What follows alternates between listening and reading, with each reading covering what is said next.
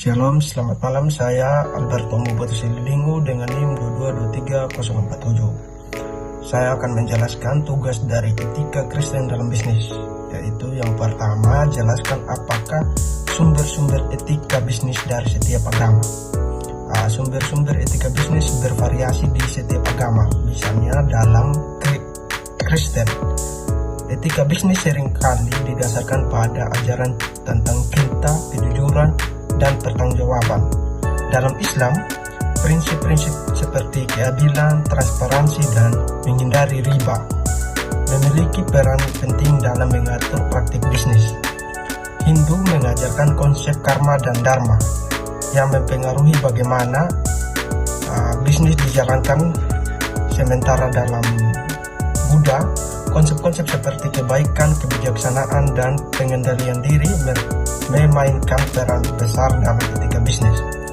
Terlepas dari perbedaan ini, banyak agama mengajarkan nilai-nilai universal seperti integritas, keadilan, dan empati dalam konteks bisnis. Tentu, nilai-nilai universal seperti integritas, keadilan, dan empati seringkali menjadi inti dari etika bisnis di berbagai agama.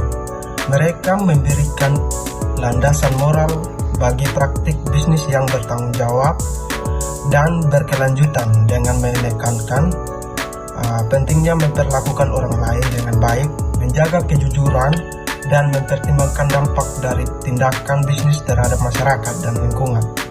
Dengan memperhatikan nilai-nilai ini, praktisi bisnis dapat menjalankan operasi mereka dengan memperhatikan kebutuhan semua pemangku kepentingan, bukan hanya mencari keuntungan semata. Yang berikut lagi, soal nomor 2, jelaskan mengenai apakah prinsip etika bisnis setiap agama. Kristen, prinsip seperti cinta, kejujuran, dan pertanggungjawaban menjadi dasar etika bisnis. Bisnis diharapkan untuk menghormati martabat manusia, melainkan dengan baik dan bertanggung jawab atas dampak sosial dan lingkungan dari kegiatan mereka. Yang berikut, Islam. Etika bisnis dalam Islam mencakup prinsip-prinsip seperti keadilan, transparansi, dan mengajar keberkahan dalam usaha. Larangan terhadap riba dan praktik bisnis yang merugikan orang lain adalah bagian penting dari prinsip-prinsip ini. Yang berikut lagi, Hindu. Konsep karma dan dharma mempengaruhi etika bisnis dalam Hindu.